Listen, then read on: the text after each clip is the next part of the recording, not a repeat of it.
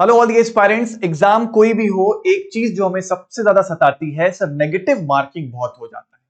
Question तो हम attempt करते हैं लेकिन सब गलत हो जा रहा है।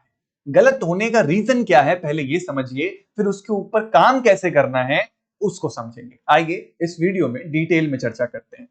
साथियों, सबसे पहले क्वेश्चन पेपर में गलत होने के मेरे हिसाब से 3 कारण हैं। सबसे पहला कॉन्सेप्चुअल इशू, कि आपको कॉन्सेप्ट ही उतने अच्छे से नहीं पता जितने अच्छे से डेप्थ में पता होना चाहिए। दूसरा सिली मिस्टेक, और तीसरा ओवर अटेम्प्टिंग, ज्यादा क्वेश्चंस करने की कोशिश करना। देखिए, इसमें से सिली मिस्टेक वाला जो फैक्टर है और ओवर अटेम्प्टिंग का फैक्टर है, इस पे आप खुद कंट्रोल कर सकते हैं।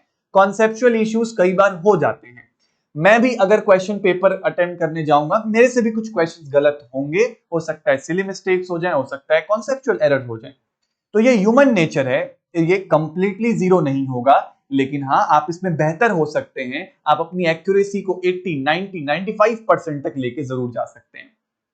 अब सिली मिस्टेक्स में आप लोग क्या करते हैं कि क्वेश्चन सॉल्व किया, सब कुछ ठीक निकाला, लेकिन बी मार्क करना था सी मार्क कर दिया। ये तो ब्लंडर का भी ब्लंडर है। और क्या मिस्टेक्स होती हैं? सर मैंने ध्यान नहीं दिया, स्टीरियो अबव द प्लेन है लेकिन मॉलिक्यूल घुमा के दिया गया है तो बिलो द प्लेन आना चाहिए था, क्वेश्चन गलत हो गया। सर वो वाला रिएजेंट मैंने देखा ही नहीं, गलती से दूसरा वाला रिएजेंट टिक कर दिया, silly mistake. Sir numerical solve करते वक्त मैंने वैल्यू गलत पुट कर दी। ऐसी गलतियां आपको इग्नोर करनी है, इस पे आप कंट्रोल कर सकते हैं, ये प्रैक्टिस के साथ रिड्यूस हो जाएंगी। ओवर अटेम्प्टिंग को कंट्रोल करें, इसके ऊपर मैं अलग से चर्चा करूंगा। और कॉन्सेप्चुअल इश्यूज को हटाने के लिए मल्टीपल क्वेश्चंस प्रैक्टिस करें। ऑर्गेनिक में जितना सवाल प्रैक्टिस करके जाएंगे, आपको ये पता होगा कि ये पर्टिकुलर क्वेश्चन कैसे शुरू होगा, इसमें कौन से छोटे छोटे नुआंसेस हैं जो शायद आपको ध्यान रखने थे। इस वजह से enough practice will be the answer for this conceptual issues का जो प्रॉब्लम है, यहां से जो नेगेटिव होता है वो ऐसे ही रिड्यूस होगा। ठीक है ना। अब अगर मैं सीएसआईआर की बात करूं तो पार्ट ए में 15, पार्ट बी में 35 और पार्ट सी में 25 क्वेश्चन आप अटेम्प्ट कर सकते हैं, लेकिन करने कितने हैं? तूफान नहीं बनना है पेपर में। 25 में 25, 35 का 35, 15 का 15, ऐसे नहीं करता कोई। जो भी बच्चा जेआरएफ निकाल रहा होता है उसके जो अटेम्प्ट्स आप नोटिस करोगे, पार्ट सी में 25 के 25 करता है वो, पार्ट बी में पूरा टच नहीं करता है, उसे कंट्रोल करना है, यहां पे वो लगभग 25 एट मैक्स जाएगा। और पार्ट ए डिपेंड करता है स्टूडेंट टू स्टूडेंट, 7 से 8 इज अ गुड अटेम्प्ट। अगर आप इस अटेम्प्ट को टच कर पा रहे हैं तो आप पहले से ही बहुत हेल्दी अटेम्प्ट्स में हैं। इसके ऊपर तूफान मत बनिए, पहले जेआरएफ निकाल लीजिए, उसके बाद आप रैंक के बारे में सोचिएगा। समझ रहे हैं? ये सबसे हेल्दी अटेम्प्ट होने वाला है। अगर इससे कुछ कम भी है तब भी ठीक है, कैलकुलेट कर लो ना कि तुमने कितने मार्क्स का अटेम्प्ट किया है। तुमको अंदर ही अंदर पता है तुमने कितना रिस्क लिया है ना। तो फालतू में अंधाधुंध तूफान नहीं बनना है आपको, ये ध्यान रखिएगा। ये अटेम्प्ट्स 25-25 वाला जो मार्क है, ये आपको फोकस करना है। क्या किया जाए सर जिससे नेगेटिव गलत हो सके, सॉरी नेगेटिव कम हो सके? पहली चीज, जब भी आप फाइनल आंसर टिक करने जाएं, 1 सेकंड का 2 सेकंड का पॉज लें, अपने आप से पूछें सब ठीक है ना? हाँ हाँ, बी ही है, हाँ बी ही है।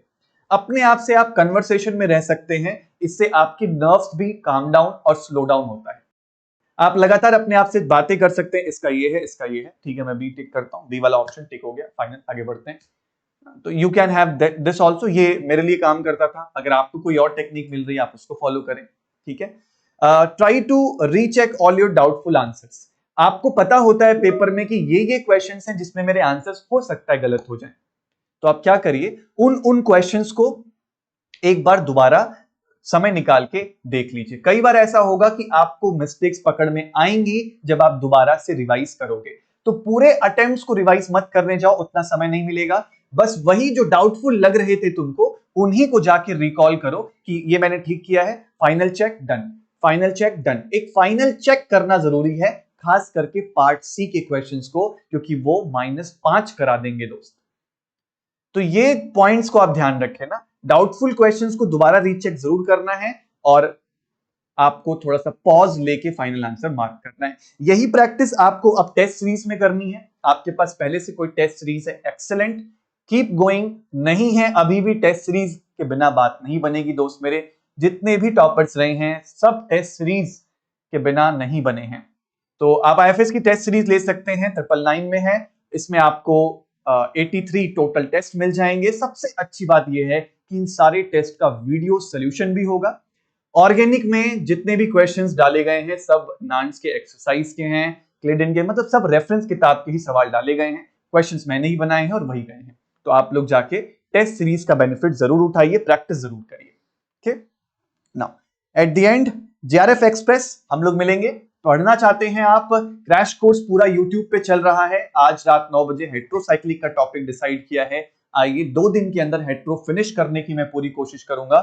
जो एग्जाम ओरिएंटेड है वही पढ़ेंगे ताकि फटाफट टॉपिक तैयार हो जाए। और भी कुछ आपको डाउट है नीचे कमेंट में मेंशन करिएगा।